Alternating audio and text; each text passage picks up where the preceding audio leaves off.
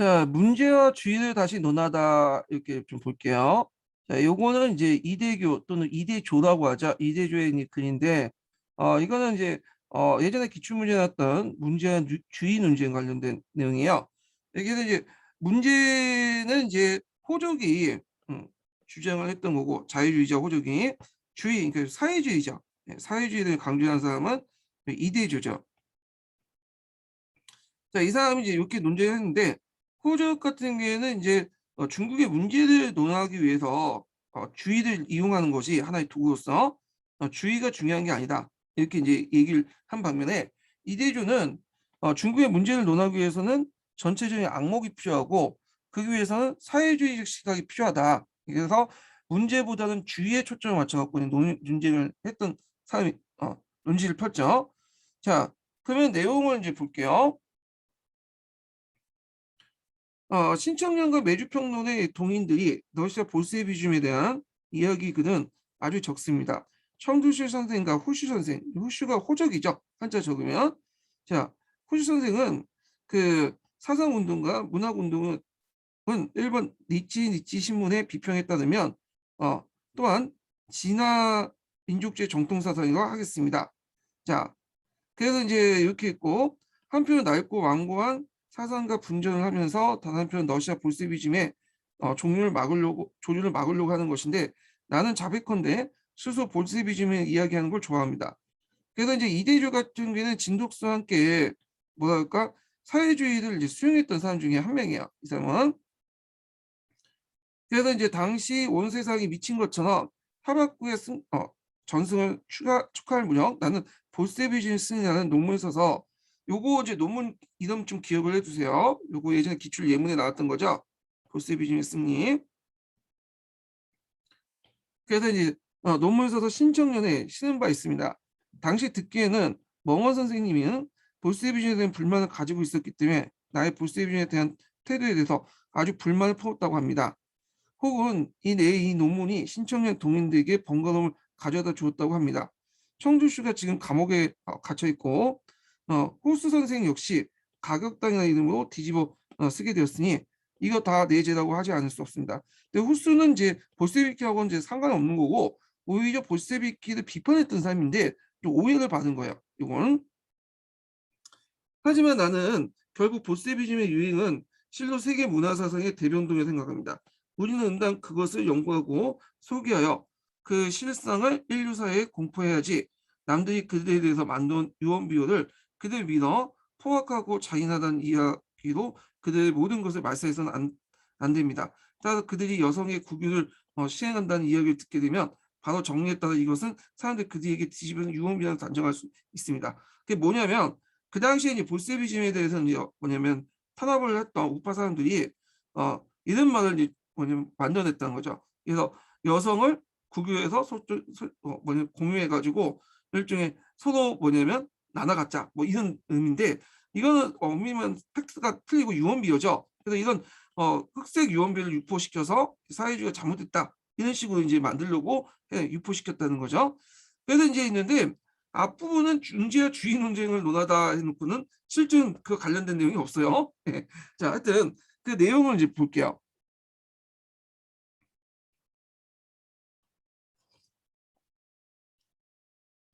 자, 이거는 오사운동 이후 베이징 대학 교수로 신문학 운동기의 사상적 지도자로 했던 어, 이대조가 그 당시 스스로 볼세비즘을 믿게 되었다고 고백한 내용을 담고 있다. 자, 신문학 운동의 민주주의와 과학이라는 사상적 흐름에서 사회주의의 전환이 이루어졌다는 당시의 사상적 상황을 잘 보여주고 있다. 원래 이제 그 민족주의와 과학을 강조했죠. 예, 민주주의와 과학을 그 유교를 대체할 수 있는 것으로서 민주주의와 과학을 대체했는데, 근데 이 오사운동 이후부터 이제 민주주의와 과학을 내세웠던 자유주의를 내세웠던 이제 서구 열강들의 어떤 이중적인 어떤 태도를 보고 또 볼세비키의 어떤 그 혁명을 보고 나서 중국의 지식인들이 사회주의로 많이 빠지게 돼요. 자, 하여튼 니다지오는 베이징 대학에서 마르크스주의 연구회, 마극사 연구회를 이제 조직을 하고요. 네. 자, 영구를 조직하고 직접적인 민중운동에서도 뛰어넘어 1921년에 조직되는 중국 공산당 핵심적 지도자로 부상하게 되는데 이전우는 그다음 선구적 지식인들의 어떤 사상적 동향을 보여주고 있다. 자, 여기에서 민주주의를 모소되는 천두수 역시 뒤이어 마르크스를 정황하면서 여전히 자유주의와 실용주의를 선택하는 후스와 이러한 그 마르크스 레닌주의에 기울어진 사회주의파의 논쟁을 전개하는 것은 이것의 배경이다. 그래서 후스의 어떤 실용주의자와 그다음에 그 당시 이대조 간의 논쟁, 주의와 문제 논쟁 배경 관련된 내용이고, 자 그래서 청년 역시 점차 중국 공산당 기간중 변모했다. 요거 관련돼 갖고 예전에 시험문이 나왔죠. 왜냐하면 이 신청년을 주도했던 그 진독수단지 이대조가 그 당시 사회주의자로 변신하면서 그 당시 이게 중국 공산당 기간주로 바뀌게 된 거야. 네. 요걸 이제 얘기를 한 거고요. 자, 그다음에 중국 공산당 제1차 전국 대표대회 강령을 이제 볼게요. 자, 이거는 이제 1921년에 7월 23일 상하이 프랑스 주기에서 중국 공산당이 창당이 됐거든요. 그래서 그 관련된 내용이에요. 예. 그래갖고 이제 요 내용들을 좀 보면요. 그 올해가 이제 1922년이잖아요. 2022년이죠. 2021년이죠. 예. 그래서 1921년이면 지금 70주년 되잖아. 지금 중국 공산당 창당 70주년 그때 70주년 기념해요. 지금 그래갖고 중국 공산당 관련돼서 한번 또 나올 수도 있을 것 같아요.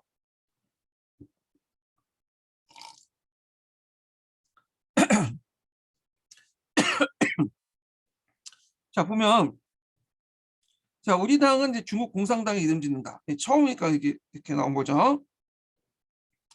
자 우리 당의 강령은 다음과 같다. 혁명군대는 반드시 무상계급과 함께 자본가 교육에 정권을 타도하고 반드시 사회 계급 구분을 소멸시킬 때까지 노동계급을 원조한다. 계급투쟁이 종결될 때까지는 즉 사회 계급 구분이 소멸될 때까지는 무상계급 독재를 승인한다.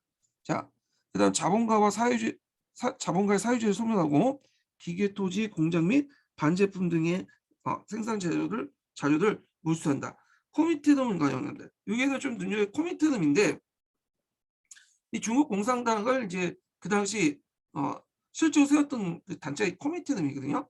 예, 그래서 한동안 코미테덤에 종속돼 있었죠. 이 중국 공산당이요.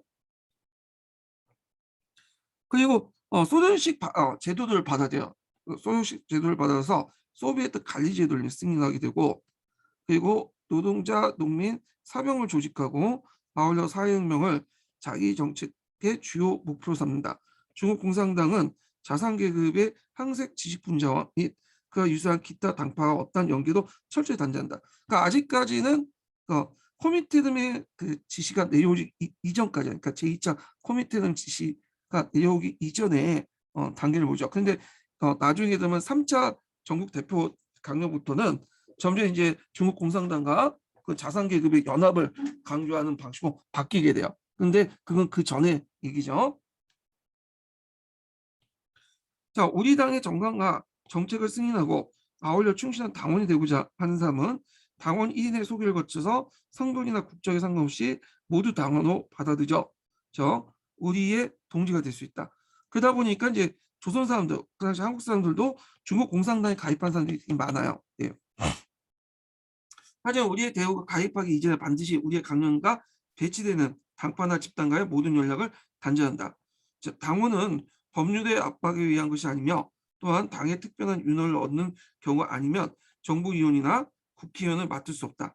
자, 사병이나 경찰과 직원은 여기에 포함되지 않는다. 예, 이렇게 있는데 자, 하여튼 이 강령은 전국 대표대회 3분의 2의 동의를 얻으면 수정할 수 있다. 이렇게 했죠. 그래서 이제 초창기 때 강령 내용인데 한번 볼게요.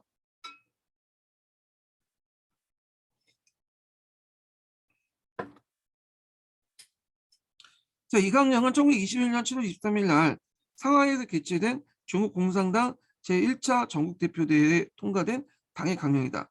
현재 이 강령이 중국어판은 남아있지 않고 단지 러시아판과 영어판만 남아있는데 그것을 중국어 번역된 것을 다시 우리나라 옮긴 것. 그러니까 이제 이중 번역을 했다는 거죠. 그래도 중보 이거 뭐라고 하죠? 두 번 번역을 걸쳐서 하여튼 이렇게 한 건데, 그래서 소련이 세계혁명을 추진하기 위해 세운 커뮤니스트 인터내셔널, 그러니까 코미테름이라고 하죠. 예, 코미테름에서 중국의 민주혁명을 추진하기 위한 파견된 요원들이 중국의 급진적 지식을 결합시켜 중국 공산당을 조직하는 걸 도와주었다. 자, 이러한 전략적 측면에서 국민당과 합작도 염두에 둔 것이지만 당시까지는 이제 이건 나중 얘기고, 여기 강령만 보면 당시 중국 공산당은 자산 계급의 항색 지식 분자와 그와 유사한 기타 당파와 어떤 연계를 철저하게 단절한다. 그는 그 강령의 조항에서 성립할 당시 중국 공산당 참가한 지식인 등 그런 문제도 아직 뚜렷한 입장을 가지지 않았거나 아니면 거기에 그다지 동의하지 않다는 걸 잘 보여주고 있다. 자, 당의 목표 역시 계급투쟁의 종전이나 사유재산 폐지 등 원리 원칙적인 측면에서 대해서만 다루고 있을 뿐 중국적 현실에 기초한 보다 구체적인 내용을 전혀 담고 있지 않기 때문에 그 초기 시행착오 과정을 보여주는 것을 볼 수 있다. 자, 이 점은 노동자 농민의 영맹을 기초한 통일전선 전선이나 국내 민족 여성 문제 언급한 바로 D자에 실린 다음자료 선언과 비교해보면 훨씬 잘 드러냈다. 그래서 초기 때 이 당대표 강령은 되게 좀 미숙하죠. 예. 미숙한데 이때 이제 좀 뒤에 제2차 이제 뭐냐면 1년 뒤에 제2차 전국대표 선언문을 보면 좀 더 구체적으로 이제 바뀌게 돼요. 예.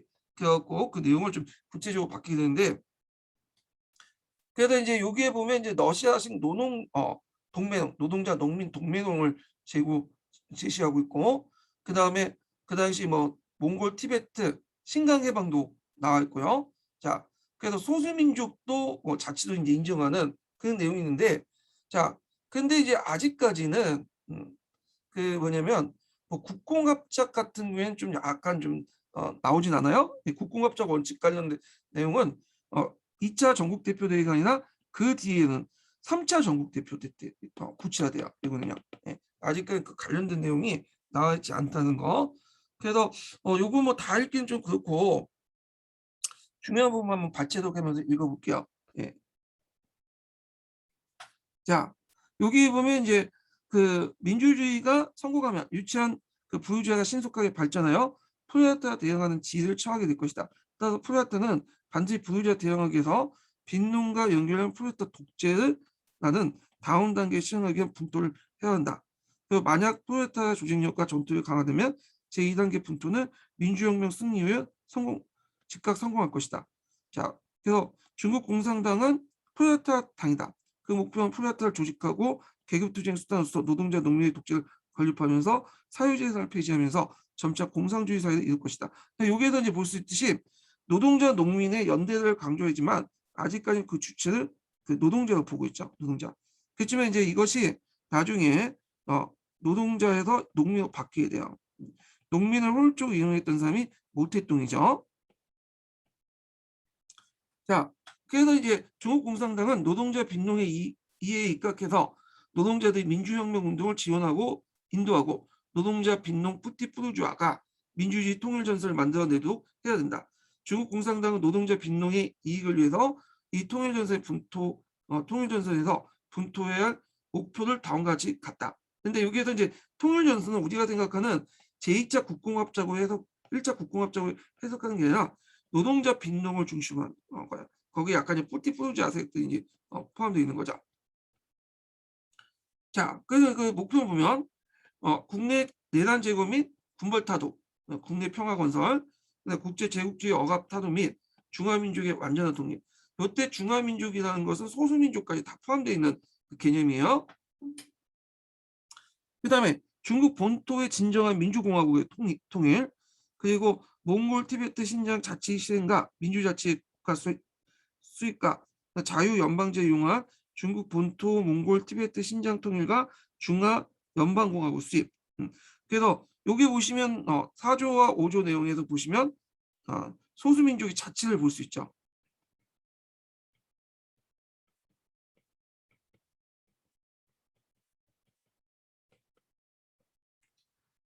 자, 그 다음에 이제 여기 보면 또 노동자, 농민, 여성에 관한 법률인데 1조에 없는 이제 그 1차 전국 대표에 없는 여성 관련된 내용이 있고요. 그래서 좀 구체화돼 있죠. 그 내용을. 그래갖고 이제 여성을 속박하는 모든 법률의 철폐나 여성의 정치적, 경제적, 사회적, 교육적 평등권을 항소하는 누리는 것을 내세웠고, 그다음 화물세 같은 일제 부가세 폐지. 요때는 이금을 이제 폐지하는 거야. 이금은 예전에 얘기했죠. 그때 이제 이금이 상당히 여러 가지 폐단을 불러일으켰던 세금이었는데 이걸 폐지하자. 그래갖고 나중에 이제 국민당이 이걸 폐지하고 나서 통합소비세, 통세 설치했잖아요. 자, 그다음에 이제 마지막 달라고 볼게요.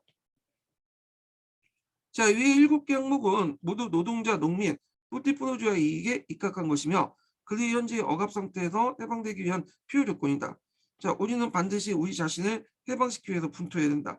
노동자 행동은 반드시 중국 공산당의 기치를 둘러싸고 뿌띠뿌노주와 연합하여 분투해야 한다. 뭐 이런 내용인데, 자, 한번 내용 볼게요. 자, 중국 공산당은 1922년 제2차 전국 대표대회를 개최한 다음 발표한 선언문이다. 러시아식 노농동맹론에 입각해서 그 민주주의 통일전설 주자가 문서이지만 이후 점차 현실화되는 중국 국민당 합작 등 정책과는 여전히 거리가 먼 원칙적인 주장만 내세우고 있다.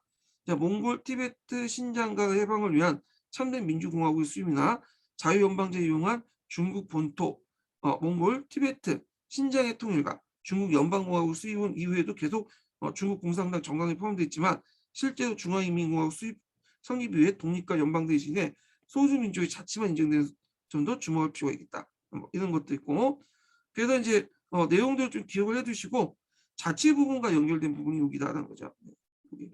그래서 연방공화국이는 수립에서 뭐 대등한 국가로 얘기하고 있지만 실제로는 자치국가 수립 이제 자치. 예. 자, 그런 다음에 중국 국민당 제1차 전국 대표대회 선을 보자.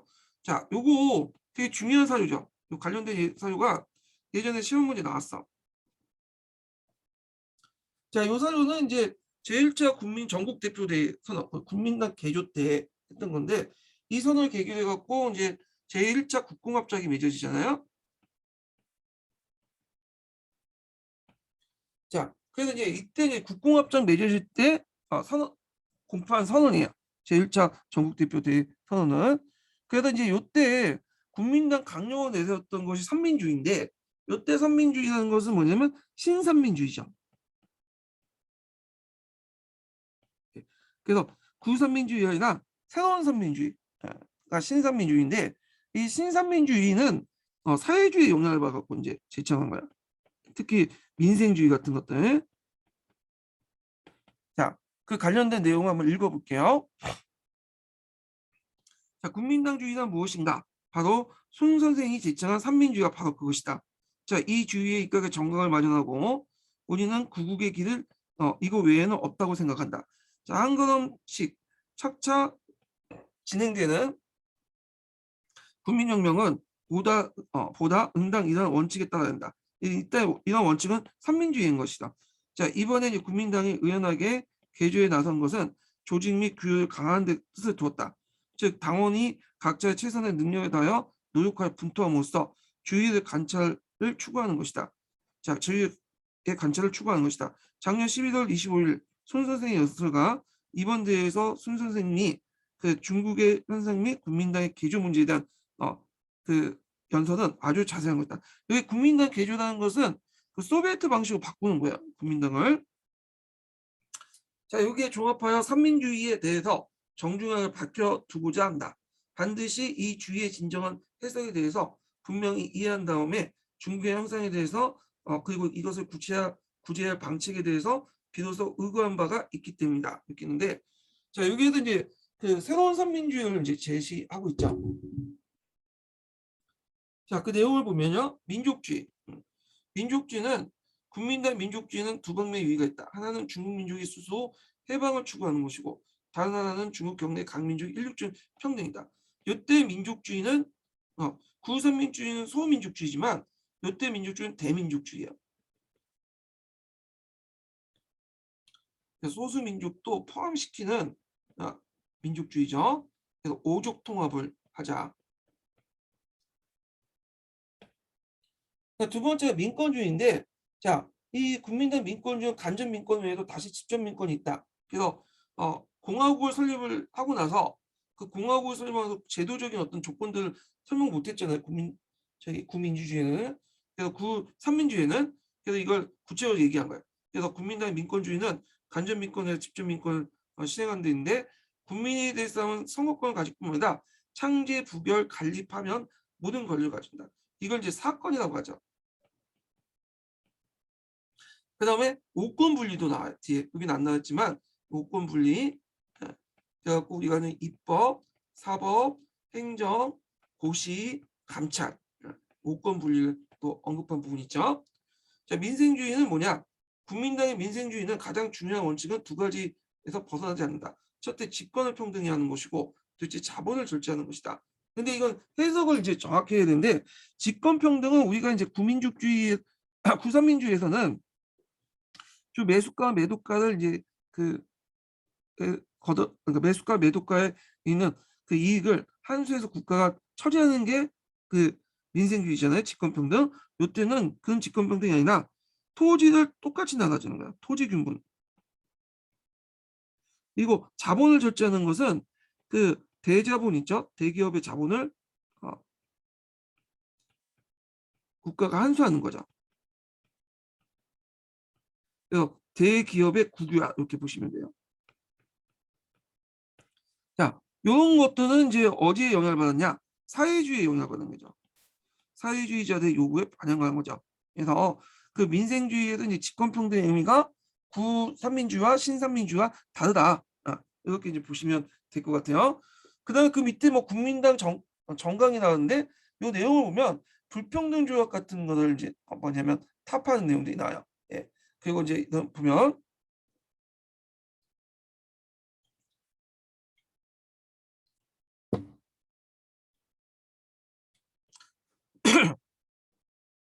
모든 불평등 조약 이를테면 외국인의 조차지 형사재판권, 외국인의 간세, 관리권 및 중국의 주권을 침해하는 외국인이 중국 경내에 행사하는 모든 정치 권력은 응당 취소되어야 하며 다시 서로 평등하고 존중하는 조약을 체결해야 된다. 예, 이 내용인데 여기에서 이제 볼 수 있듯이 예전에 청나라 때부터 이제 중국하고 여러 서양 열강 간에 어떤 불평등 조약을 맺게 되잖아요. 그래서 그 불평등 조약을 개선하겠다라고 이제 선언을 하게 되고요. 실제로 이제 남경 국민정부 때 이런 불평등 조약이 많이 좀 개선이 되죠. 영사재판권도 많이 폐지되고 간세권도 간세자주권도 미약하지만 또 일부 돌려받고 네, 이런 것도 이제 볼 수가 있고 그 다음에 중국과 열강이 체결한 중국의 이익을 해치는 여타 조약도 마찬가지로 다시 새롭게 체결하되 양쪽의 주권을 해치지 않는데 힘쓰는 데 원칙을 해야 된다. 그리고 중국의 빌린 외채는 중국이 정치 경제적 손실을 받지 않는 범위에서 보증하고 상환한다. 뭐 이런 내용이 있어요. 자, 그 다음에 그 밑에 이제 관련된 내용은 이제 근데 이거 뭐 각자 읽어보시고 쭉 넘어가서 이 내용만 이제 볼게요.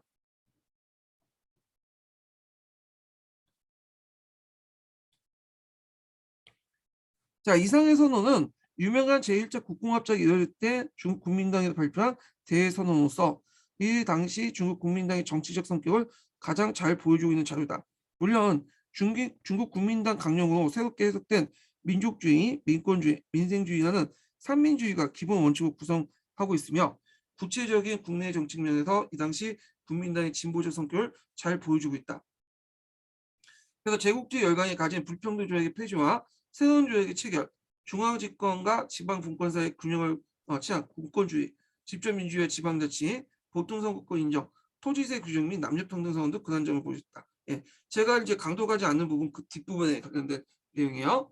그 다음에 남경 국민정부 외교부가 이제 영사재판권 철폐 문제를 그래서 이제 간에서 영국의 주공사 중국 공사에 보낸 그 서신 관련된 내용인데 여기에서 이제 중국이 예전에 영사재판권이라든지 그다음 간세 자주권이 박탈되겠잖아요. 그래갖고 그걸 좀 약간 이제 완화돼 그냥 우리 돌려달라 뭐 이런 내용들인데 자 이거 뭐 각자 읽어보시고요. 그 뒤에 있는 내용들만 읽어볼게요. 이 내용만.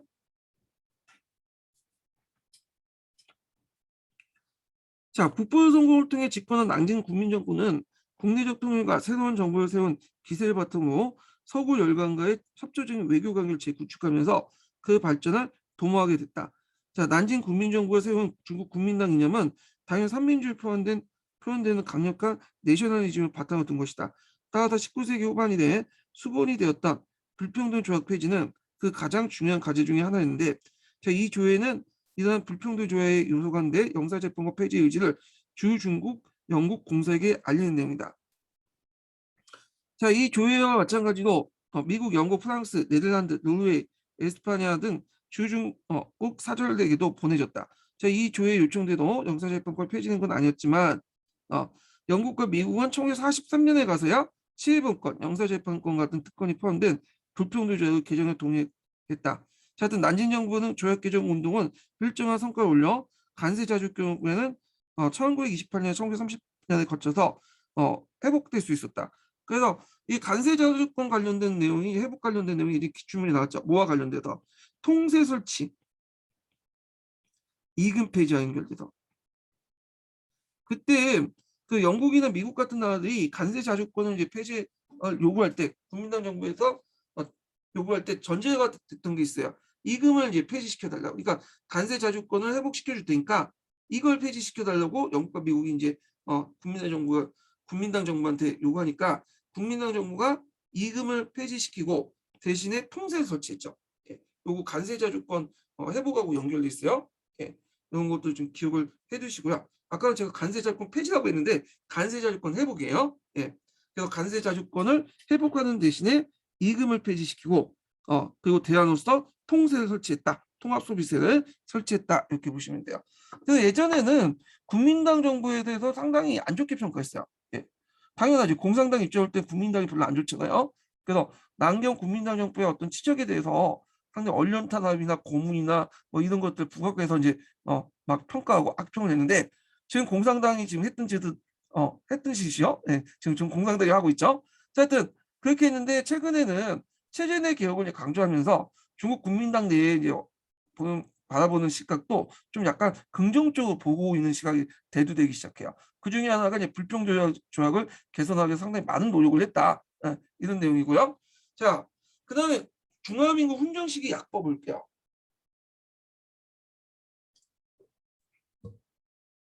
자, 이 약법과 관련된 내용은 예전에 한번 기출문에 나왔죠.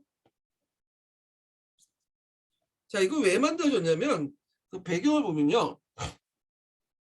일단 이제 사상적으로 이제 보면 중국의 삼민주의 소문의 사상을 보면 첫 번째로 사상적인 보면 보통 이제 소문의 사상은 뭐 건국 단계를 국민정부 단계 세 개를 갖죠. 군정, 그다음 훈정, 그다음에 헌정 이렇게 있죠. 그러니까 훈정 때는 약법을 만드는 단계, 헌정 때는 정식 헌법을 만드는 단계였고요. 예. 근데 이제 1928년에 그 당시 장개석이 국벌 완수했잖아요. 그러니까 이제 장개석이 당내 독재 정치를 강화시키고 자신의 어떤 좀 뭐냐면 권위를 높이기 위해서 손문을 좀 이용했어. 그래갖고 훈정 정치를 강조했잖아요. 네, 훈정 정치를. 그래서 훈정을 강조를 하면서 독재 정치를 이용했는데 문제는 이제 이 장개석의 훈정 정치에 문제가 있어요. 예, 손문 사상에 의하면 이게 이제 두 번째인데, 자, 그 장개석의 훈정 정치에 빠진 게 있어. 뭐가 빠졌죠? 여기 약법이 있어야 되는데 약법이 없었단 말이야. 그래서 1928년부터 해갖고 약법이 이제 통과된 1931년 전반기까지 여기에 약법이 없이 그냥 법 없이 통치하는 거예요. 그러다 보니까 국내에 이제 반발 많죠. 내부적으로 국민당 안에서도 반발 많고 그다음에 호적 같은 지식인들도 법 없이 통치한다. 막 공격을 하고 거기다가 이제 또 그 당시 그 장개석이 군대를 이제 감축하는 과정에서 편견회의를 열었잖아요. 그래서 편견회의 때 이제 그때 많은 군대를 감축했는데 그에 반발해서 이제 군벌들이 들고 일어나면서 중원대전이 나죠. 자, 이 중원대전이 혼란기에 일어날 때 부평에서 그 당시 장개석에 반대했던 군벌색들과 또 장개석에 반대했던 국민당 그 안에 있었던 그 세력들이 부평에서 국민정부를 따로 만들어. 네, 그러니까 장개석의 남경정부 대응해갖고 일시적으로 존재했지만 일단 부평 국민정부를 만들고 부평 국민정부에서 뭐냐면 퇴원약법을 통과시켜 본 거야. 그래서 퇴원약법을 통과해서 너네들 장개석의 그 남경 정부보다 훨씬 더 우리의 부평 국민 정부가 더 뭐냐면 정통성이 있다. 너는 약법이 없지만 우리는 약법이 있지 않냐. 자, 이렇게 이제 한 거죠. 그래서 장개석이 그 당시 중원대전을 이제 치르고 나서 거의 마무리 점에 1931년에 요 그 안팎의 저희 공격을 막기 위해서 이제 약법을 만들어야겠다 생각해갖고 약법을 이제 통과시키죠. 그래서 중화민국 훈정시키 약법을 통과시킨 거야. 네. 그래서 훈정이 실시된 1928년 이후에 한 4년 동안 약법 없이 통치했다가 그 약법 통치에 넘어가게 된 거죠. 3년이네요. 네, 3년 동안. 자, 그 관련된 내용을 볼게요. 자, 이 국민정부는 혁명적 삼민주의와 오권헌법에 입각해서 그러니까 이제 5개 권력기구가 있죠. 아까 전에 언급한 것처럼 그다음에 행정, 입법, 사법, 고시, 관찰 5개 통치권을 이제 얘기하죠. 자, 기초예요. 중화민국을 건설하고자 한다. 이미 군정 시기부터 훈정 시기에 들어왔으므로 응당 약법을 공포하여 공동으로 준수함으로써 현정을 촉성하고 민선 정부에게 정치를 넘기도록 해야 할 것이다. 자, 이에 이제 중화민국을 창립한 중화국민당 총리 유축에 따라서 국민회의의 수도를 소집하고 그다음 국민회의에서 중화민국 시기 약법에 다음과 같이 제정한다. 자, 총각 내용은 이제 영토 범위를 이제 얘기하고 수도와 관련된 내용이 있죠. 중화민국 영토는 각성 및 몽골 티베트로 한다. 중화민국 중국 주권은 국민 전체에 속한다. 무릇 법률로 중화민국 국정을 누리는 사람은 중화민국으로 삼는다. 또 중화민국은 영원히 통일한 통일공화국으로 한다. 중화민국 국민은 홍색 바탕의 왼쪽 위에 그 몰통의 청청백을 넣는다. 청청백일기죠. 청청백일. 참고로 지금 중국 공산당은 오송홍기를 사용하고 있죠. 예. 그다음 중화민국의 국도는 남경을 정한다. 예.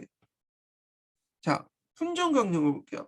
자, 훈정강령은 이제 훈정 시기 때 정치강령이 그 시행을 건국대강에 따라 규정했다. 건국대강은 이제 그 소문이 쓴 거예요. 소문이 이제 두 번째 당이 훈정을 명시했죠. 자, 훈정 시기 때는 우리가 생각한 정치 형법을 만들거나 의회를 만들지 않고 국민당이 뭐냐면 5개 권한을 다 가지고 행정, 입법, 사법, 고시, 감찰 5개의 권한을 가지고 통치를 하는데 다만 이제 이때 시기에 민주주의를 훈련시켜줄 거 아니에요. 그래서 지방자치를 통해서 민주주의를 훈련시키는 단계야. 그래서 여기 지방자치 내용이 있어요.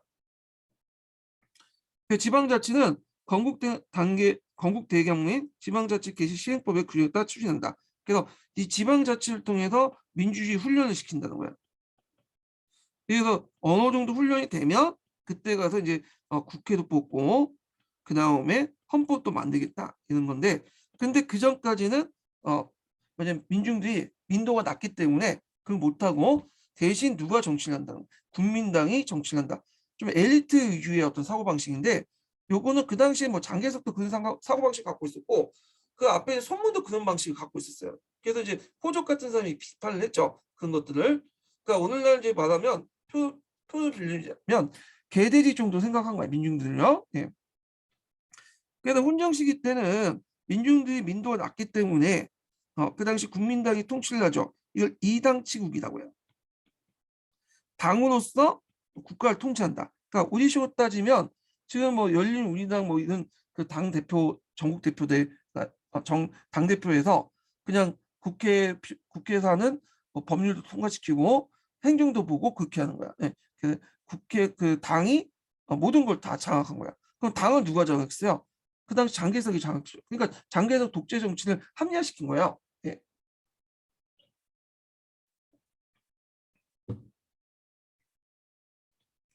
그래서 중국 국민당 전국 대표대 우리식으로 하시면 국민의힘이나 열린우리당 이런 그 당대표 회의가 국민대회를 대표하면 이때 국민대회라는 것은 국회를 말하는 거죠.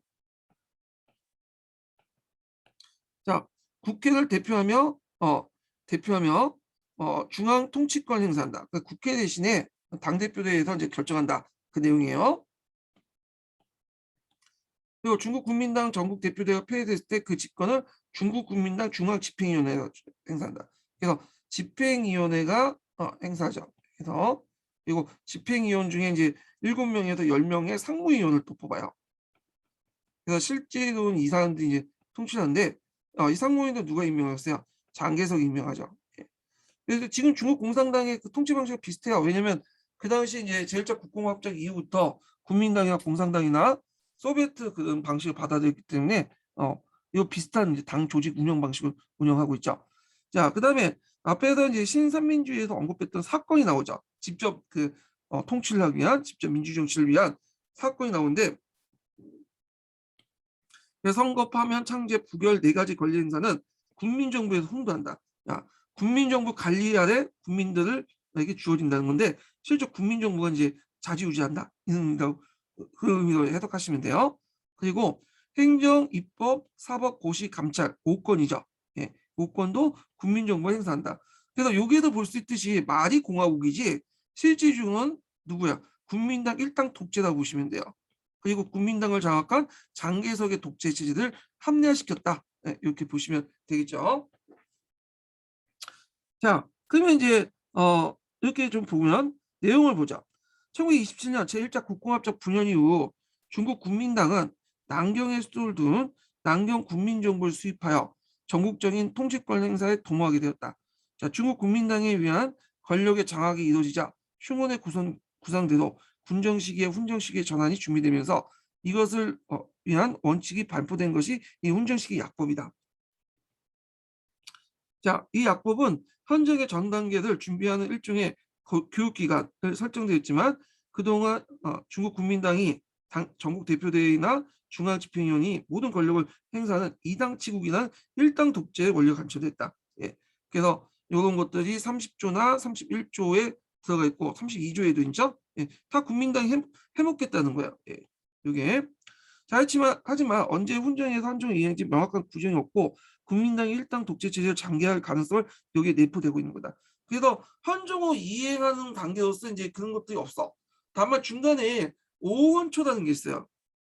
예전에 제가 강의 시간 때 얘기했지만 헌법 초안을 한번 만들어 준 적이 있어. 오헌초. 예. 그래서 나중에 이제 헌법을 만들기 위해서 헌법 초안을 만드는데 그것도 질질 끌었죠. 결국에는 아까 말했지만 1949년에 가서야 헌법을 만들죠. 근데 이때는 의미가 없죠. 중국 공산당이 이제 전국을 장악할 때죠. 자, 승원의 구성에 따라서 이제 전국 구성도 서구의 정통적 상권 분리 제도에서 중국적 특색에 지적되는 감찰 고시라는 것이 추가되어 오원제로 이루어졌다. 이렇게 있고. 자, 그 다음에 이제 국민당이 있을 때 이제 공산당이 있었고 마오쩌둥이 이제 그 농촌에서 활동하고 있었는데 이때 중국의 홍색 정권이 어떻게 존재할 수 있는가 했던 이제 마오쩌둥이 공포했던 1928년에는 마오쩌둥이 주도해 쓴 지도부를 장악했던 데가 아니에요.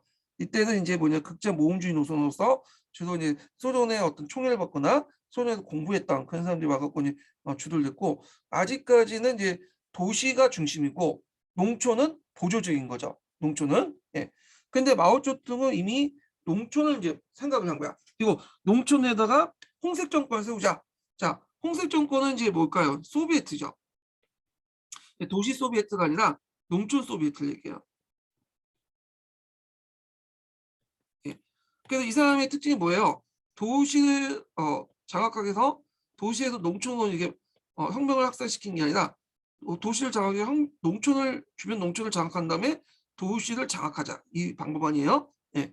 자, 그래서 하여튼 이런 여러 가지 홍색 소비에트 정권을 세우자, 농촌 소비에트 정권을 세우자 이렇게 이제 내용을 관련된 내용인데 요거는 이제 뭐 각자 읽어보세요, 그냥. 예. 그래서 이제 그 밑에 있는 내용들만 읽어볼게요.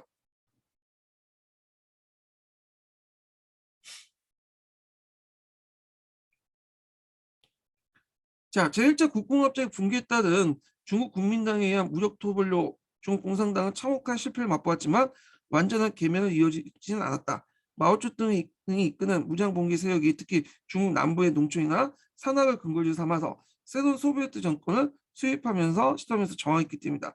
자, 이런 공산당이 저항한 수소 무장 역량은 홍군의 건립에서 시민바도 있지만 나이 버린 중국 국민당 지배가 당파 싸움에서 상당히 분열되었다는 점. 그리고 아직까지 많은 지역이 여전히 중국 국민의 직접 지배를 복종하지 않는 군벌 지배나 무질서에 있었다는 점도 크게 작용된다. 무정부 상태였다는 거죠. 자, 마오쩌둥은 이 글에서 그러한 형상을 다방면으로 지적하고 있다. 중국 공산당 근거지 건설, 소비에트 공화국의 설립 수립으로 이어진 이러한 저항은 중국 국민당의 지속적 포위 공격으로 다시 붕괴됐지만 대정전 이후에 살아남은 공산당은 항일 전쟁을 통해서 다시 부활의 계기를 갖게 되었다. 이렇게 있고요. 자, 그 다음에 이른바 중국 본위의 문화건설 선언 평가 해갖고 이제 1930년대에 자유주의자인 후스가 썼던 글이에요. 그래서 이것도 뭐 그렇게 중요한 건 아닌데 하여튼 그 당시 이제 뭐 그 중체 소용론과 어떤 서방화의 대립, 전반적인 서양 중심적인 어떤 그 흐름에 대해서 그 대립 형상들을 잘 보여주는 글이다. 뭐 이렇게 있는데 이거 그냥 읽어볼게요. 그냥 그 내용만 읽어보고 넘어갈게요.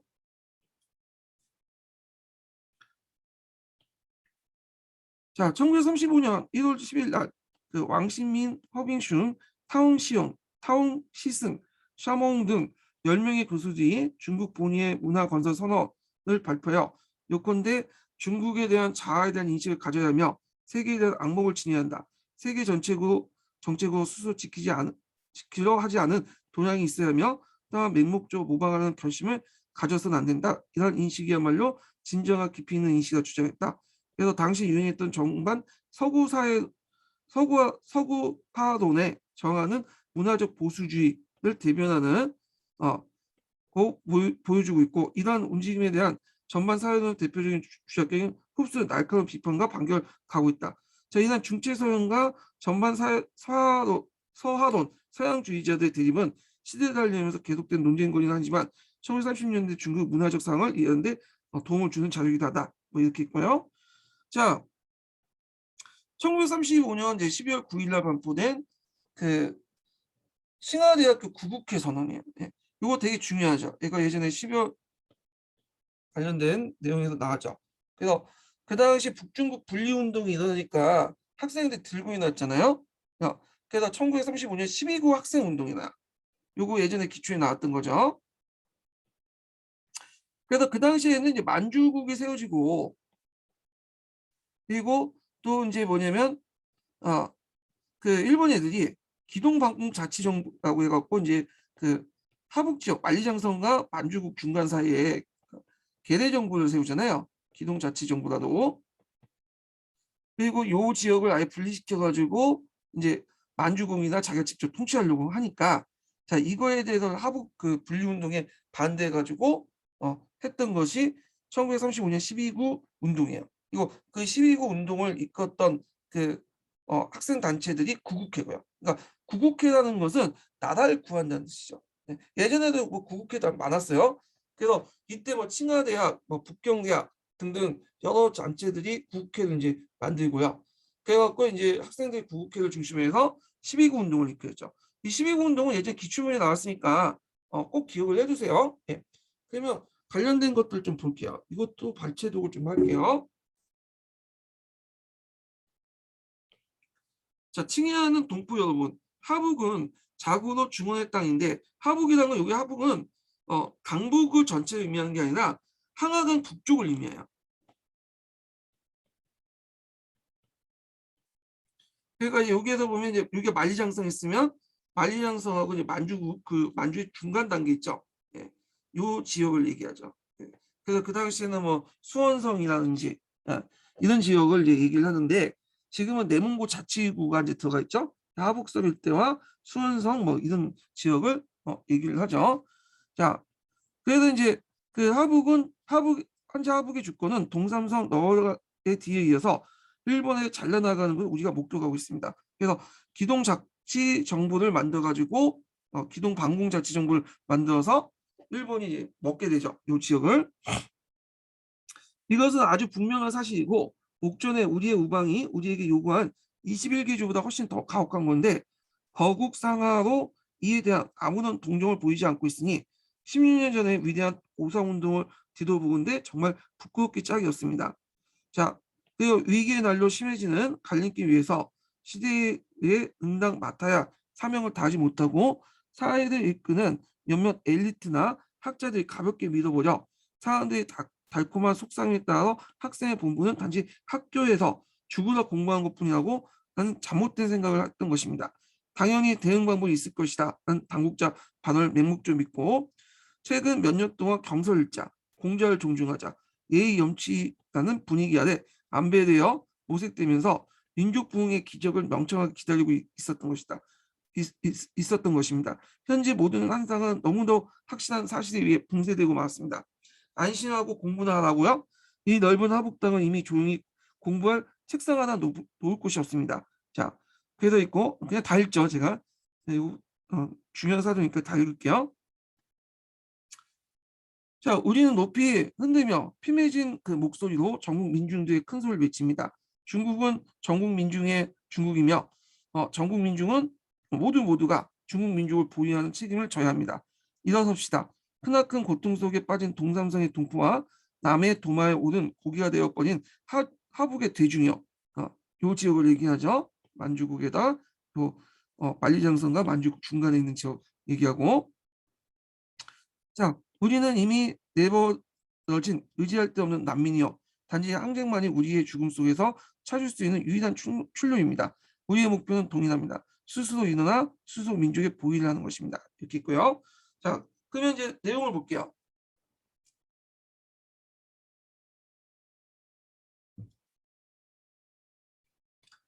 자, 1931년에 만주의 침략과 뒤이는 만주의 성립 등 일본 제국주의 중국 침략은 1930년에 들어와 더욱 가속화되기 시작했다. 그리고 일본의 적극적인 침략에 대한 적극적인 무력을 대응하지 않고, 이거 유명한 말이죠. 먼저 내부를 안정시킨 다음에 국력을 키워서 외국의 침략을 대응해라.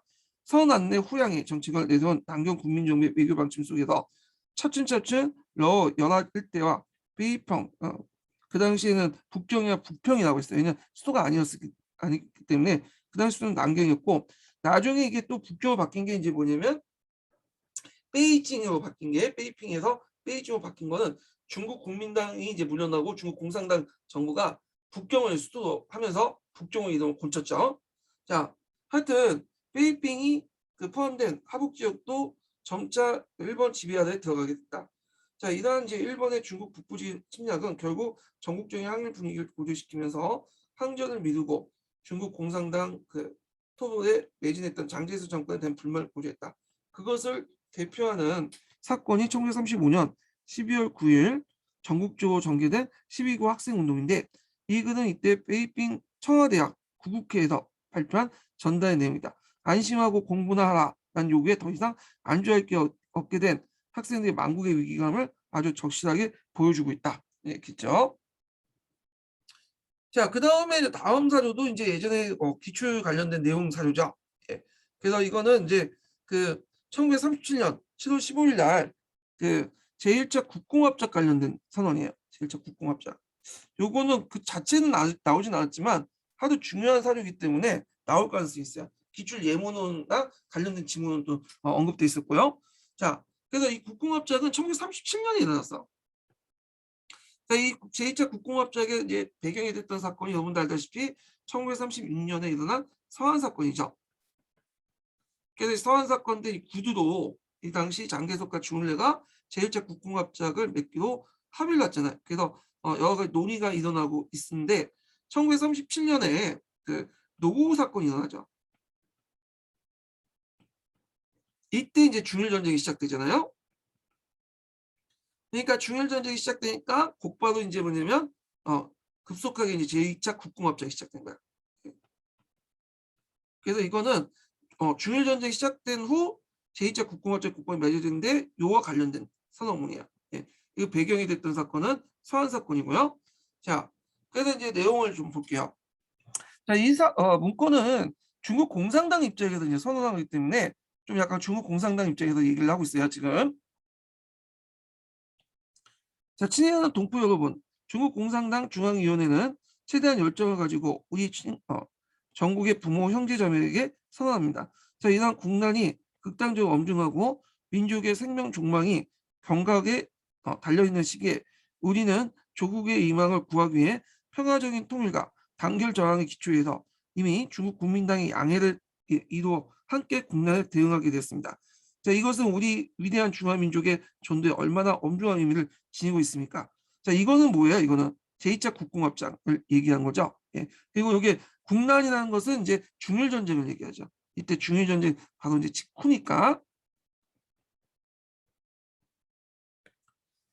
자, 그래서 모두가 알고 있듯이 이 민족의 생명이 정말 위험스러운 현재 단지 우리 민족의 내부 단결이 일본 제국주의 침략에 싸워 이길 수 있게 한 것입니다. 제2차 국공합작의 의의에 대해서 얘기했고, 자, 현재 민족 단결의 기초는 이미 닦여졌고, 그 우리 민족의 독립, 자유, 해방의 전제도 이미 창설되었으므로 우리 중국 중앙은, 그러니까 중앙공산당 중앙위원회는 준말이죠.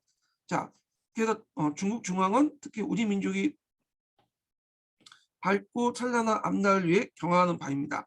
자, 중국 공산당 이 시기에 맞이하여 전국 동포들에게 우리가 분토해야 할 총 목표를 다음과 같이 제시하고자 합니다.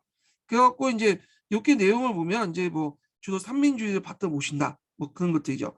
그래서 송중산 선생님의 삼민주의를 중국 구의대 필수로 삼으며 본당은 그 철저히 실현을 위해 분토할 것입니다. 이 내용이 있고, 그 다음에 그 모든 국민당 정권을 무너뜨린 폭동 정책과 적화 운동을 취소하고 폭력으로 지주 토지에 몰수하는 정책을 취소합니다. 자, 그래서 이때 대신 이제 뭐냐, 감조 감시 정책을 하죠.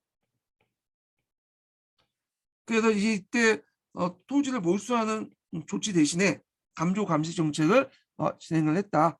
그래갖고 지대를 낮추는 방식으로 이렇게 뭐냐면 좀 완화시켰죠. 예. 근데 이거는 이제 요때 이제 일시적인 거고요. 나중에 이제 중일전이 끝나고 나서 국공 내전이 시작되고, 그리고 이제 그 중국 공산당이 농촌에 이제 세력을 확대하는 과정에서 또 오사지시가 내려요. 오사지시는 이제 감조 감시 정책을 폐지하고, 이제 물론 좀 약간 한계는 있지만 좀 대지주나 친리주를 대상으로 해갖고 토지를 몰수한다, 뭐 이런 그 정책들을 이제 펼치게 되죠. 예. 자, 그리고 이것이 이제 또 확대되기 시작하고, 자, 하여튼 이거 좀 기억을 해두시고, 자, 그 다음에 현재 소비에트 정부를 취소하고 민권 정치를 시행하면서 전국 그 정권의 통일을 피하고요. 그리고 이제 소비에트 정부가 아니라 그 어디로 국민당 지방정부 정부로 편입되죠. 그 다음에 홍군의 명칭과 변호를 취소하고 국민정부군, 그러니까 국민당 군대로 개편돼서 국민정부 군사위원회 통합을 받고, 아울러 지시를 기다려 뭐 출동할 항일전선의 지책을 떠맡는다. 그래서 그때 국민정부군을 개편할 때 이제 붙여진 명칭이 뭐냐면 8.6군이죠. 8.6군 제8차 뭐냐 집단방어군 뭐 이렇게 이제 의미인데 8.6군이고, 그 다음에 또 강남에도 부대가 있었어요. 예, 강남에 공산당 부대가 한 2, 30만 명 하여튼 이렇게 있었는데, 요 부대는 신사군으로 개편되죠. 근데 나중에 이제 이 신사군을 누가 공격해요? 국민당군이 공격하죠. 예. 그래갖고 이게 한난사변이라고 하잖아요. 이 한난사변 계기로 실제로 제2차 국공합작은 결렬됐다고 보시면 돼요. 예. 결렬됐고 이때부터는 이제 거의 진에게 치고받고 싸우지만 싸우게 되죠. 자, 하여튼 한난사변을 계기로 해서 제2차 국공합작은 실제로 결렬됐고, 물론 형식적으로 계속 유지는 됐어요. 근데 서로 이제 못 믿게 된 거죠. 그러면서 결렬됐고 이때부터는 자기들끼리 또 일본과 싸우면서 치고받고 싸웠다, 이렇게 보시면 돼요. 자, 그러면 관련된 내용을 이제 볼게요.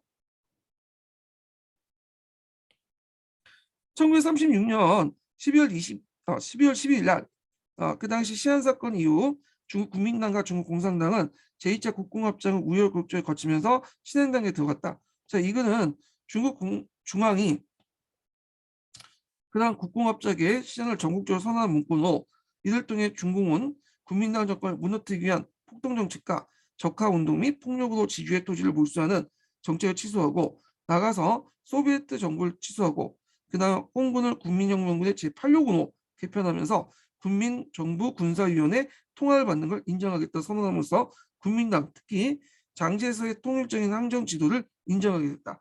하지만 실제 제2차 국공합작 시행 이후에도 중국 공산당 세력이 비약적으로 확장되고, 특히 국민당 기반이었던 장남, 강남 지역에서 친사군이 세력 형성되어 세력을 터치자 국민당 견제가 강해지게 되었다.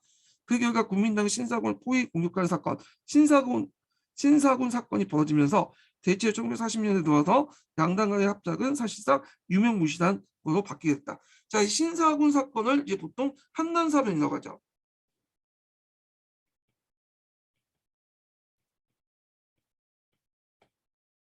자, 그 다음에 일본 파시즘에 대한 중국, 한국, 일본, 타이완 연대 투쟁인데 요건 그냥 일본 그냥 보세요. 예.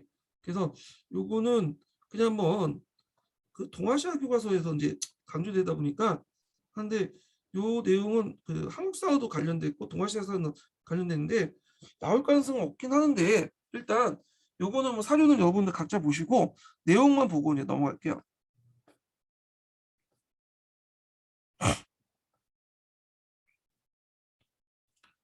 자, 일본의 중국 침략이 정면 전쟁으로 치닫고 중국에 대한 제2차 국공합작이 형성되면서 중국 본토에 활약했던 조선의 다양한 독립운동가들도 그런 대세의 흐름에 큰 영향을 받게 되었다. 그래서 국민당 정부의 우호적인 각계를 맡고 있는 김구나 김홍군의 진영은 개별적 국민당의 경제적 도움을 받았지만 조선 독립운동 통합과 중국과의 연합 전선 형성을 중대한 그 가저 부상하지 않을 수 없었다. 자, 이런 과정에서 당시 중국에서 활동했던 일본인 반정운동가 아오야마 가지오가 조선의용대의 조직 계획 방안을 작성하여 국공 양당 지도자의 동의를 얻어냈다. 그 계획안의 초안은 100명 정도의 조선인 독립부대를 창수하고 조직적인 일본, 조선, 타이완 반파시스트 동맹의 중앙집권을 지도하는 것으로 되어 있다. 그래서 조선의용대는 다른 이름으로 국제위용군이라 부르게 된다. 자, 이해 자료는 이러한 움직임을 보여주는 당시의 신문 기사다. 또한 한국 국민당의 김구의 중국 민중에 알리는 글도 중국과 한국 간의 합작의 대의를 선명하게 표명하고 있다. 그 일본군의 전면 침략이 한창이었던 당시 중국에서 진행했던 동아시아의 민족운동, 반정운동과 연합운동의 한항을 잘 보여준 자료이다. 이렇게 있고요. 쌍시협정을 보죠. 이 쌍시협정은 시험 문제 나오진 않았지만 나올 거 가능성이 있어요. 왜냐면 이제 이게 이제 그 쌍시협정 배경이 뭐냐면 1945년에 8월 15일 날 일본이 항복했잖아요. 자, 이때부터 이제 곧바로 국민당과 공산당이 대립하기 시작해. 뭐 예전부터 대립을 하고 있었지만 표면적으로 이제 대립을 하기 시작한 거죠. 싸움이 일어났는데 일본군을 누가 먼저 무장 해제를 시킬 것인가? 그걸 둘러싸고 국민당과 공산당이 이제 막 이제 총 들고 싸움을 하니까 안 되겠다. 미국이 이제 중재에 들어가자. 너네들 싸우지 말고 잘 지내자. 그래서 같이 논의해서 문제를 해결하자. 그리고 그 당시에 또 분위기 자체가 오랫동안 이제 일본과 싸웠잖아. 그러니까 얼마나 국토가 황폐화되고 그냥 국민들은 평화를 원하겠어요. 그러니까 이제 그 당시 장제스와 마오쩌둥은 마음에는 없지만 서로 만나서 중경에 만나갖고 회담을 했어. 그래갖고 회담을 하고 나서 했던 그 협정이 쌍시협정이야. 예. 이게 1945년 10월 10일 날 맺어졌죠. 10이 두 개가 들어있잖아요. 예. 그리고 요 날은 또 의미가 있는 게 뭐냐면 중국에서는 쌍십자지라고요. 그래서 이때 이제 1911년 10월 10일 날 뭐가 일어나 신해혁명이었죠. 그래서 신해혁명이 일어난 날이라서 쌍십자에서 지금 대만에서는 국경이 기념일로 정해놓고 있거든요. 하여튼 이렇게 있는데 자, 그래서 이제 이 쌍시협정을 맺게 돼. 그 쌍시협정의 주요 내용은 뭐냐면 일단 국민당의 지도 역량을 인정하는 국민당이 그 중국의 합법적인 어떤 정당이고 예, 그리고 주도권을 장악하고 있는 정당이라는 걸 공산당이 인정해요. 그래서 국민당 주도 아래 뭔가 국공 합작을 통해서 진정한 국공 합작을 그래서 뭔가 좌우 합작 연합 정선을 정부를 만들자 뭐 그런 내용이 주요 내용이야. 그래서 이렇게 쌍시협정을 맺고 나서 그리고 나서 그 관련된 구체적인 내용은 정치협상회의에서 하자. 그래서 정치협상회의에도 이제 국민당 외에도 그 당시 여러 이제 당파 세력들 있죠. 제3의 세력들, 민주동맹이나 이런 세력들도 다 뭐냐면 모아가지고 정치협상회의에서 그걸 구체적인 논의를 하자 이렇게 이제 했죠. 그렇지만 그 뒤에 있는 정치협상회의에서 제대로 논의가 안 되고 깨지게 되면서 다시 국공내전이 이제 격화되게 되죠. 예, 이 과정인데 자, 그러면 한번 내용을 보죠. 자, 중국 국민당 정부 장제스 주석은 항일전쟁 승리 이후 중국 공산당 중앙위원회 주석인 마오쩌둥 선생을 초청하여 국가의 대계를 토론하고자 했다. 자, 마오 선생은 8월 28일 요청에 응하여 춘칭에서 그 당시에 이제 중국 국민당의 수도가 중경에 있었죠. 자, 춘칭에 와서 장 주석을 만나고 여러 차례 회담을 나누었다. 자, 회담의 내용 요약은 다음과 같은 것을 다음과 같이 발표했다. 평화 건국의 기본 방식. 중국의 항일 전쟁은 이미 승리 속에 끝이 났고 평화 건국의 새로운 단계가 장차 시작됨으로써 반드시 공동으로 노력하여 평화, 민주주의, 단결, 통일을 기초한 장제스주의의 지도 아래, 그러니까 여기에서 이제 중국 공산당도 장제스의 국민당의 주도권을 인정을 해주는 거죠. 얘네들이 이제 평화적으로 건국할 주도권을 갖고 있고 공산당은 거기에 협조하겠다는 태도죠.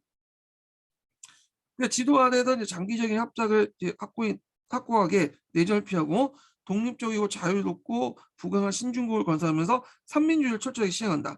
자, 쌍방은 장 주석이 제창한 정치적 민주화, 군대 국가 및 당파의 평등성과 합법성이 평화적 건국을 위해 반드시 거쳐야 할 길을 점을 동의한다. 자, 여기에서 볼 게 뭐냐면 군대 국가라는 건 뭐냐면 그 당시에 국민당이나 공산당이나 나라의 군대가 아니에요. 이건 당의 군대죠. 예. 그래서 이걸 이제 나라의 군대로 바꾸겠다 그런 거죠. 공산당군도 그 중국의 군대가 되고 국민당군도 중국의 군대가 되고, 예. 이렇게 당군을 국가의 군대로 바꾸겠다는 건데 지금도 안 되고 있죠. 지금 중국 공산당이 지금 중국 공산군은 국가의 군대가 아니에요. 당군이죠. 중국 공산당 군이고, 그리고 그걸 총지휘하는 군사위원회 주석도 국가직이 아니라 그 당내에 있어요. 그래서 중국 공산당 국방위원회 주석이라고 하잖아요. 예. 그래서 이제 하여튼 군대 국가는 당군이 아니라 국가의 공병으로 바꾸겠다 그 내용이야. 자, 그래서 이제 여기 보면 또 정치의 민주화 문제가 있죠. 다음을 일치하여 인정한다. 응당 신속하게 훈정을 종료하고 헌정을 실시해야 되며, 이때 이제 헌정을 실시할 때 기본이 됐던 것은 오원초예요. 여기 있죠. 예. 그래서 국민대회를 열고, 이때 국민대회라는 것은 각 정파가 모여가지고 만든 의회와 비슷하다고 보시면 돼요. 예. 그래서 일종의 재헌의회라고 보시면 되겠죠. 그래서 이 오헌법을 초안으로 바탕으로 해갖고 여러 당파들 모여서 수정을 해서 헌법을 만들자 이렇게 했던 거죠. 자, 그래서 이제 그 밑에를 볼게요. 자, 여기 보면 이제 중공 방면에서 국민대회 대표를 다시 선출하고 국민대회 소집 및 연기 및 국민당 조직법, 선거법, 그다음 오헌법 초안 등의 수정 등 세 가지 조항을 제정했다. 정부 방면에서는 국민대회 이미 선출된 당 대표는 응당 유효하며 그 액수는 합리적인 증가나 해결이 가능하다. 그래서 총 그 국회의원 수를 뭐냐면 더 증가될 수 있다. 뭐 논의해서 그런 내용이고, 그래서 앞으로 이제 만든 헌법은 오헌법 초안을 각계 또 불려들어서 토론함으로써 수정 의견이 참고할 수 있다고 표시했다. 자, 인민 자유의 문제에 대해서 이제 다음의 일치를 인정한다. 정부는 응당 인민이 모든 민주국가의 정부는 응당 인민이 모든 민주국가의 인민이 정부는 응당 인민이 모든 민주국가의 인민이 평상시에 누려야 할 신체, 신앙, 언론, 출판, 집회, 결사의 자유를 보증해야 된다. 현행 법령은 당연히 이런 원칙에 의거하여 각각 폐지되거나 수정해야 된다. 그러니까 현행 법령, 국민당 정부에서 그 당시 언론, 출판, 집회, 결사를 막기 위한 그 법령을 폐지되거나 수정해야 된다. 그 내용이죠. 근데 이거는 아직까지도 안 되고 있죠. 예. 신앙, 언론, 출판, 집회, 결사의 자유. 예. 국민당이 그 당시 욕을 했던 공산당도 막상 또 집권하니까 똑같이 국민당 하는 방식으로 되풀이 되는데, 그래서 실제적으로 이제 민주화는 어떤 삶의 과정에서 그 문화에서 나오는 거지 그런 이론이나 어떤 이념이나 주의가 나오는 건 아닌 것 같아. 이 생각에. 예. 색깔만 바뀐다고 해서 그 형태가 바뀌는 건 아니죠. 자, 그 다음에 그 당파의 합법성 문제인데 중공 방면에서 중국과 응당, 국민당, 공산당 일제 당파가 평등 합법적 지위를 승인하여 한다는 걸 의견을 제시한다. 그러니까 예전에는 일당 국가 체제였잖아요. 국민당 일당 국가제고 나머지 이제 체제는 인정하지 않았는데 당파들 이제 다당제로 나가자는 거야. 네. 그래서 이제 요 국민당 공산당 외에 일제 당파라는 건 이제 민주동맹 같은 그 당시 제3의 세력들을 얘기하죠. 중간파들. 그래서 이제 얘네들 민주동맹 같은 그 중간파들을 공산당에 적극적으로 끌어들이려고 했죠. 예. 자, 하여튼 그다음에 군대 국가 문제 가네요. 이렇게 볼게요. 자, 중국 공산당은 다음과 같이 제안한다. 정부는 응당 공평하고 합리적이고 정부의 군대를 정리 평성화돼 분기별 실시 계획을 확정하고 아울러 군구를 다시 확정하며, 그러니까 군구라는 것은 이제 중국이 땅이 넓으니까 뭐 어떤 지역은 강남 지역은 뭐 1군 지역, 뭐 그 저쪽 사천 지역은 2군 지역, 뭐 이런 식으로 이제 얘기를 하는 것 같아요. 그러니까 징발 보충 제도를 확정한다. 중국 공산당 그 지도 아래에 있는 항일 군대를 현재 숫자에서 24개, 적어도 20개 사단으로 축소 편성한다.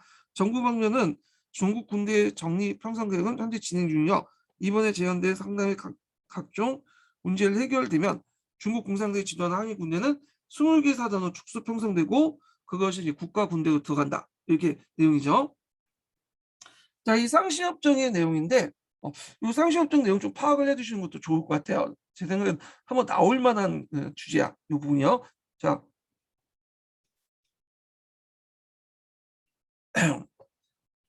내용을 보면요. 자, 이 상시협정은 일본의 무조건 항복으로 전쟁이 종료되자 중국 국민당과 공산당의 대표인 장제숙 주석과 마오쩌둥 주석이 충칭에서 만나 전국의 건국 받침에 대한 협상을 결과 발표된 것이다. 1931년 만주 침략으로부터 15년, 1937년 전면 침략으로 보면 8년이라는 그 오랜 시기에 거쳐 그 대일랑전이 종결된 이후였으므로 정부의 여론이 더 이상 전쟁 없이 평화적으로 중국이 재건될 수 있다는 걸로 기울여졌다. 그래서 국공양당은 이러한 여론 아래 같은 합의를 이루어 평화민주주의 단결 통일에 기초한 장제수 주석의 지도 아래 장기적인 합작으로 확고한 내전을 피하고 독립적이고 자유롭고 부강한 신중국 건설하여 삼민주의를 철저히 시행한다는 데 합의를 한 것이다. 하지만 실제 이후 상황 전개는 이상과 같은 이상적인 방향을 전개하지 못하고 1946년 전차 국민당과 공산당 사이 내전이 격화되기 시작되면서 평화적인 건국의 희망도 물거품되었다. 결국 3년에 거친 내전 끝에 공산당은 전국을 장악하고 새로운 정치 협상회의를 개최하여 건국 준비를 이뤘고 1949년 10월 1일 날 중화인민공화국이 수립됐다. 자, 여기에서 새로운 정치 협상회의라는 것은 앞에 상시협정 이후에 실제로 그 본격 논의를 정치 협상을 통해서 하자고 했어요. 그래갖고 공산당, 국민당, 민주당파 등등등 해갖고 모여서 했지만 안 됐죠. 예. 그리고 나서 다시 내전이 일어나고 내전이 거의 끝나가는 무렵에 그 당시 국민당을 제외하고 중간파, 민주동맹이나 그런 사람들 이제 끌어들여갖고 정치협상회의를 개최한 거야. 예. 그래서 이때 이제 신민주주의 이론에 따라서 개최한 거죠. 그래서 사회주의, 자본주의 사회에서 사회주의 넘어가는 그 중간 단계로 신민주주의 이론을 제청을 했던 거고요. 이런 것들이 이제 그 뒤에 있는 사료에 나와 있죠. 예. 그래서 요 관련된 사료가 이제 예전에 기출문에 나왔던 거죠. 요 사료하고 정치협상회의 사료 공동 관련된 내용이 예전에 기출에 나왔던 거예요. 이 교과서에도 간혹가다 동아시아 교과서에도 있더라고요. 예. 자, 그래서 이제 요거는 좀 쉬었다가 진행을 할게요. 요거는요. 두 번째 인증번호 알려드릴게요. 두 번째 인증번호는 19번입니다. 예. 두 번째 인증은 19번이에요. 예.